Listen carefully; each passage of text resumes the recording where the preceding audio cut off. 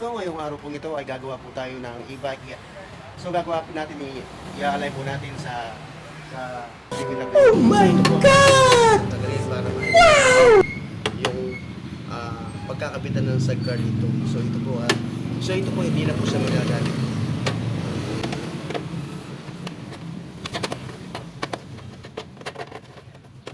So yan, tanggal po natin siya.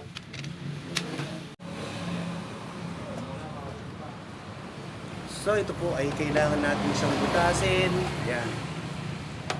Kailangan na sakto lang yung butas niya para hindi magalit yung may-ari. Kasi kapag sumobra yung pagkakabutas niya ay pangit sa tingnan. So yan, kailangan ganyan lang siya. Tapos kailangan din natin ito. Yan, subukan natin kung papasok siya.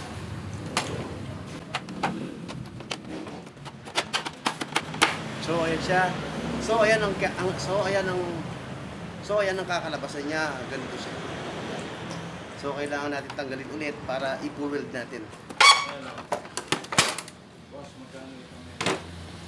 Yan na.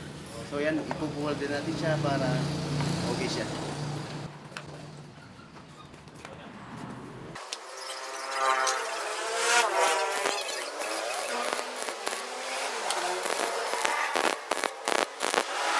So yan, siguraduhin lang po natin yung pagkakawelding ay nasa tamang pagkakawelding. Kasi po ito ay nagdadala ng mga buhay. Or kapag kasi ito tanggal ay posibleng itong ma-aksidente ang nagbabaliw. Posibleng masugatan ng mga sakay nito.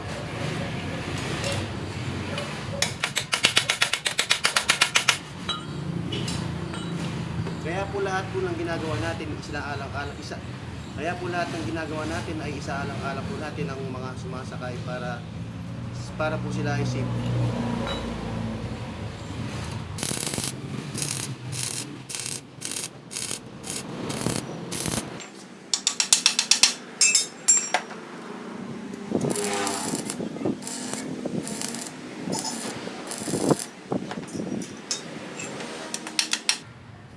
Ang naisasakay po ng e-bike na ito ay hanggang isang tao or 2 tao lang. Pero alam naman po natin, ang Pilipino minsan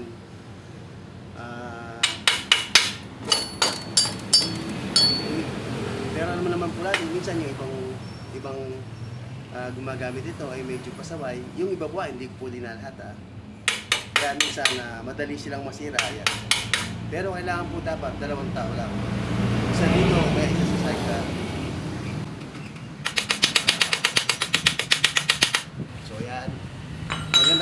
Maganda po kasi ito gamitin, lalo na hindi po ito na maganda po kasi itong gamitin, lalo na po ito ay hindi nakarehistro, kahit wala kang lisensya ay magamit siya. So yun lang po ang kagandahan niya. Pero ingat lang po sa highway dahil alam ko parang ngayon pinag-uusapan na. Pero iwasan po natin ipagamit sa mga bata, lalo na sa mga kasi minsan nakikita natin sa daan na talaga yung mga ibang nagmamaneho ay mga bata talaga. So iwasan po natin lalo po sa highway para din po sa safety ng ating mga anak.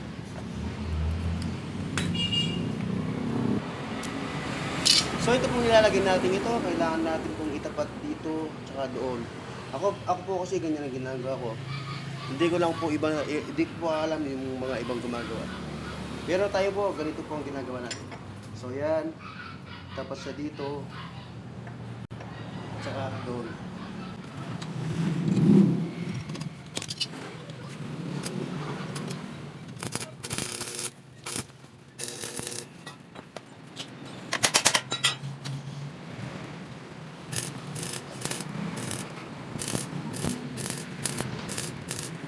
Kaya po nakita po ninyo, nilagyan po natin siya ng tubig doon dahil ang pinakaloob po niya ay plastic.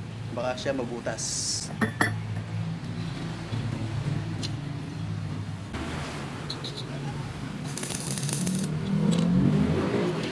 So ganyan ko lang pong nilalagay yung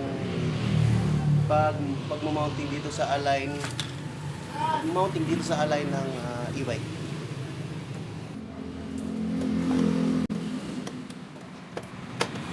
So yan, okay naman po siya na naisasara naman po natin siya. Ayan. So okay naman po siya na isasara naman po natin. Ito.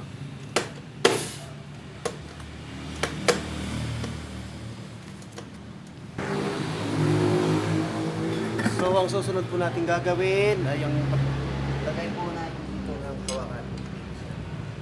Dito siya banda.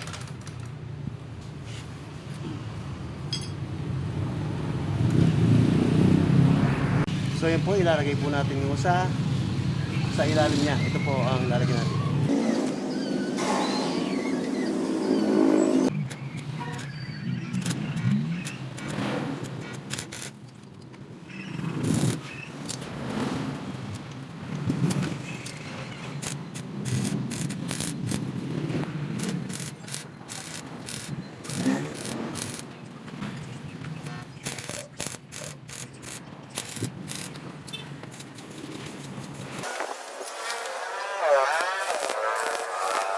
Ayan, tapos na po ang ating nilagay.